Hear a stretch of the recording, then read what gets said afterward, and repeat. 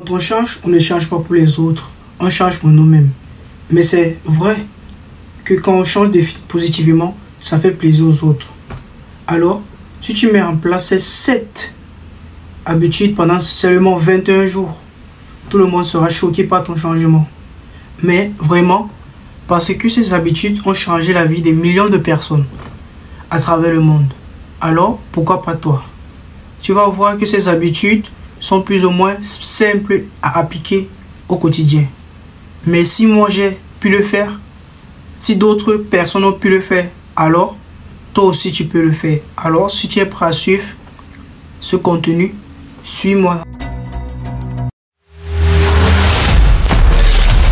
La première habitude que je vais te partager dans cette vidéo, c'est pratiquement la plus difficile, je sais, pour la plupart d'entre nous, c'est que à ton réveil, ne touche pas directement à ton téléphone. J'ai fait une enquête sur mon Instagram, j'ai demandé aux gens, lorsque vous vous réveillez, quelle est la première chose que vous faites? La plupart d'entre eux, 80% des gens ont répondu, dès qu'ils sont dans le lit, dès qu'ils se réveillent, ils touchent directement à leur téléphone pour aller checker les réseaux sociaux. On ne se rend pas compte d'une chose, lorsqu'un fumeur se réveille, la première chose qu'il fait, c'est d'aller fumer d'abord une clope, même avant de se brosser les dents. On dit qu'il est devenu accro à la cigarette, du coup il a du mal à s'en sortir. On prend ça comme étant un problème. Mais par contre, se réveiller aussi et toucher directement à son téléphone, ne plus du tout faire d'exception, ça aussi c'est être accro à quelque chose de toxique.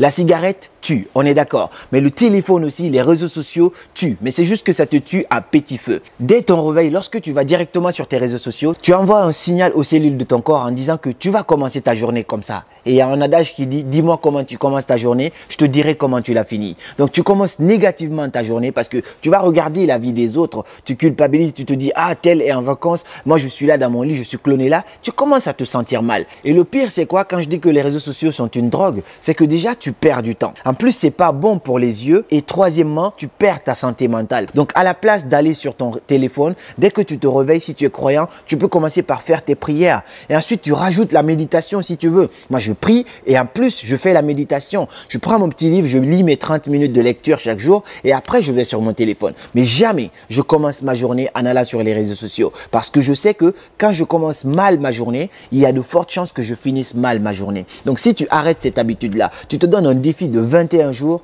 de ne pas aller sur ton téléphone dès ton réveil, tu vas voir quel changement incroyable ça pourrait apporter dans ta vie. Je sais que c'est difficile, mais c'est possible. Si tu te lances le défi, alors tu pourras le faire. Avant de continuer la deuxième partie, je vous prie de vous abonner, activer la cloche de notification pour plus de contenu. La deuxième habitude que tu peux mettre en place qui fera que les gens seront vraiment choqués par ton changement, c'est de faire du sport au moins 30 minutes par jour. Le sport va chercher la peur pour la dominer, la fatigue pour la triompher et la difficulté pour la vaincre. Cela a été même prouvé scientifiquement que le sport augmente votre degré de confiance en soi. Combien de personnes je rencontre, je leur demande, est-ce que vous faites du sport? Non, j'ai pas le temps pour ça. Tu n'as pas le temps pour le sport et tu as le temps pour quoi d'autre? Parce que le sport stimule que tu peux avoir une bonne énergie et tout est énergie dans ce monde. Si tu n'as pas une bonne énergie, tu peux pas accomplir de belles choses en fait. Et donc en faisant du sport tous les jours pendant les 3 semaines, tu vas voir que ta confiance en soi va commencer à augmenter. Tu vas réduire ton niveau de stress et en plus tu vas avoir beaucoup plus d'énergie. Donc essaie juste, même si ce n'est que pour 30 minutes, tu n'as pas besoin de faire du sport comme un athlète professionnel. Prends à ton rythme, vas-y à ton rythme. Même si tu es handicapé, tu peux quand même faire un sport pour stimuler ton énergie et tu vas voir quel changement considérable ça peut apporter dans ton mindset. Troisième habitude à mettre en place qui fera que tu vas devenir un génie, c'est de lire au moins 30 minutes chaque jour. Beaucoup de gens négligent le pouvoir de la lecture. Moi, je reçois des questions du genre « Ah, t'es trop jeune, tu n'as que 23 ans, mais comment tu fais pour avoir toute cette inspiration ?» Parce que je sors de ma zone de confort et parce que je me suis donné une passion qui est incroyable, la lecture. J'ai pas d'autre secret, c'est la lecture. Quand tu lis, tu as une vision beaucoup plus supérieure au reste du monde. Beaucoup de gens n'ont même pas lu un seul roman de toute leur vie. Imagine, tu lis 30 minutes chaque jour. Si tu lis 30 minutes chaque jour, et supposons que tu lis une page par minute. Donc, chaque jour, tu auras lu 30 pages. 30 pages en 7 jours, tu seras presque à 200 pages. Chaque semaine, toi, tu lis un livre. Au bout d'une année, tu auras lu 54 livres. Et ça, c'est incroyable la connaissance que ça peut te procurer. Parce qu'aujourd'hui, quand tu mets l'argent et le savoir, beaucoup de gens courent directement après l'argent. Et ils oublient que En obtenant l'argent, on peut la perdre. Mais en gros, aujourd'hui, tu peux perdre ton argent, tu peux perdre ta femme, tu peux perdre ton boulot, tu peux perdre tes abonnés, mais personne ne peut te retirer ce que tu as dans la tête. Et donc ça, c'est le savoir. Et le savoir s'accumule par la lecture. On dit que la lecture, c'est la nourriture de l'esprit. N'hésite pas à lire, même si c'est 30 minutes d'un livre inspirant. Peu importe le domaine, lis quelque chose. Ça va augmenter ton niveau de savoir et en plus, ça va améliorer ton vocabulaire et ton langage avec les autres. Si tu ne peux pas lire et que tu travailles, ce que tu peux faire, c'est d'écouter des livres audio. Moi, je travaille, mais je passe ma journée à écouter des livres audio. Donc, si je n'ai pas le temps de m'asseoir pour lire, j'écoute des livres audio. Et ça augmente mon savoir au quotidien. Donc, tous les jours qui passent, j'essaie d'alimenter mon esprit parce que je nourris mon corps, je nourris mon ventre, je nourris aussi mon esprit. Un corps sain dans un esprit. Après avoir écouté l'hypothèse 1, 2 et 3, nous pouvons dire qu'il est important de ne pas toucher son téléphone dès le réveil, car ça nous permet de préserver notre calme, à éviter la dépendance aux réseaux sociaux. Cela permet de rester consacré sur nos priorités et de démarrer dans une lancée positive dès le matin. Également, il est important de faire du sport pendant 30 minutes au moins par jour. Le sport renforce la confiance, réduit le stress, améliore le bien-être en général. En intégrant les activités physiques quotidiennes, pour booster votre énergie et développer un esprit plus résilient face aux défis. Il est aussi important de lire au moins 30 minutes par jour des livres. Très important, car la lecture enrichit votre savoir, améliore le vocabulaire, nourrit votre esprit et permet de vous consacrer. Quatrième habitude qui va métamorphoser ta vie, c'est de remplacer l'alcool par de l'eau. Tu as forcément entendu parler de cette musique qui dit l'alcool c'est de l'eau. Mais non. C'est pas ce qu'on veut dire ici. Ici, on veut juste remplacer l'alcool par de l'eau. Beaucoup de gens boivent de l'alcool aujourd'hui, non pas parce que c'était une nécessité pour eux avant, parce qu'ils voulaient juste se sentir intégrés dans un groupe. Et donc, puisque les gens boivent pour se sentir aussi parmi les autres, ils décident de boire et c'est comme ça que l'habitude vient. Et quand tu prends l'habitude, l'alcool te fait sortir du stress, mais à court terme. Donc, en gros, tu bois pour oublier tes soucis, tu fuis ta réalité et après, dès que l'effet passe, tu retombes encore dans la réalité. Donc, c'est pas un remède qui va sur le long terme. Tu peux t'amuser si tu viens à une soirée. Moi, je viens à des soirées sans boire et je m'amuse beaucoup plus que ceux qui ont bu d'ailleurs. Parce que moi, quand je viens, je danse beaucoup et donc je danse comme un fou. Sauf que parfois, ça peut t'arriver de faire des égarements. On peut tous s'égarer. Personne n'est parfait. Mais ces petits égarements ne sont quand même pas graves. Mais au moins, tu sais que toi, tu ne bois pas. Tu remplaces l'alcool par de l'eau. La petite histoire, c'est que je connais un monsieur, quand j'étais en Guinée, il boit tellement que maintenant, il n'a même plus besoin de boire pour être saoul. Ce qui se passe, c'est que dès qu'il y a un soleil ardent qui sort et que le soleil lui frappe la tête, il devient automatiquement saoul. C'est très marrant parce que les enfants se moquent de lui, mais ils ne se rendaient pas compte parce que tout commence par une bière, 2 bières. Après, ça finit par devenir une habitude et tu n'arrives plus à t'en débarrasser. Et en plus, l'eau a une importance capitale pour notre organisme. Remplacer l'alcool par de l'eau, vous allez voir que ça va faire un changement considérable dans votre entourage. Et les gens vont voir que, ouais, mais il ne boit plus. C'est incroyable. C'est pourquoi je dis que les gens vont commencer à être choqués par votre changement. Cinquième habitude à mettre en place, c'est de dormir 8 heures par nuit. Le sommeil a une importance capitale pour notre santé mentale et aussi physique. Beaucoup de gens négligent cela. Du coup, en fait, le fait de se coucher à n'importe quelle heure te pousse à te réveiller à n'importe quelle heure. Et du coup, si tu as un travail, par exemple, tu dois travailler à 8 heures, si tu te couches à n'importe quelle heure, tu es quand même obligé de te réveiller à 6 heures ou à 7 heures pour aller travailler ou pour aller à l'école. Donc, pour avoir un sommeil de qualité, il faut dormir 8 heures par nuit. Tu peux faire des petites exceptions, 7 heures ou 9 heures, mais au-delà de 9 heures ou 10 heures de sommeil,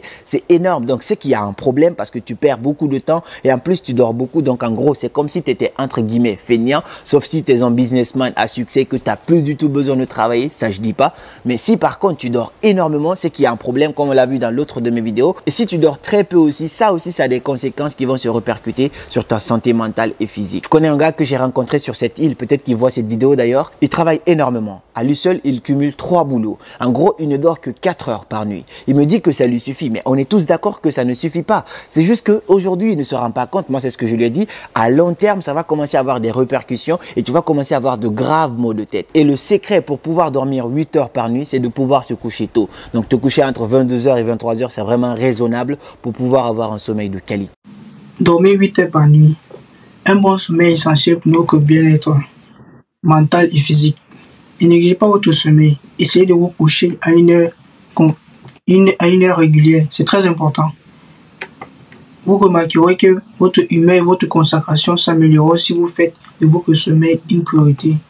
Il en ressort aussi également que la gratitude change votre perspective. Chaque soir, notez 3 choses qui sont passées dans votre journée qui sont positives. Cela peut être un sourire, un compliment ou un bon moment. Cultiver la gratitude vous aidera à voir la beauté dans les petites choses et maintenir une attitude positive. La 6e habitude que tu peux mettre en place, c'est de tenir un cahier de gratitude. Tenir un cahier de gratitude te permet d'avoir de la gratitude pour tout ce que tu as dans la vie. Et comment tenir ça? C'est que tous les soirs, avant d'aller au lit, tu essaies de noter 3 belles choses qui se sont passées dans ta journée. Mais seulement 3, pas beaucoup, hein, juste 3. Et quand on est dans un état où on ne se sent pas vraiment bien, on a du mal à voir les belles choses qui se passent dans notre journée. Et avoir de la gratitude déjà te permet d'avoir plus dans la vie. Parce que comme je le dis, la vie, elle n'est pas conne. Avant de lui demander plus, tu dois d'abord avoir de la gratitude pour tout ce que tu as.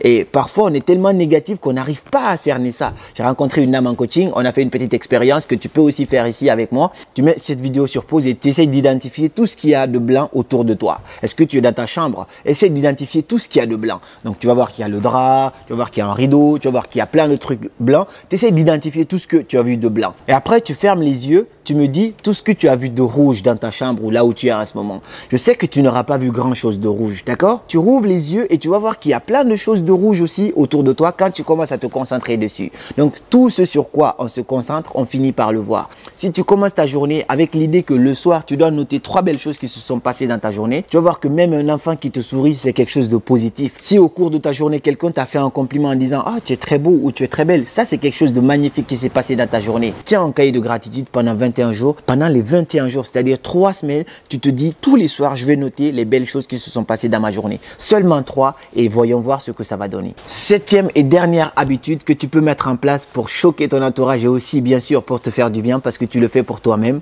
c'est de passer du temps seul dans la nature. On néglige beaucoup ça parce qu'on est submergé par les villes. On ne prend pas ce temps de se promener dans la forêt, d'aller dans la nature, d'aller au bord de la mer. On ne sait pas quelle est la qualité que ça pourra nous apporter. Parfois, il est très important que tu t'éloignes des bruits pour pouvoir apaiser ton cœur et apaiser ton esprit.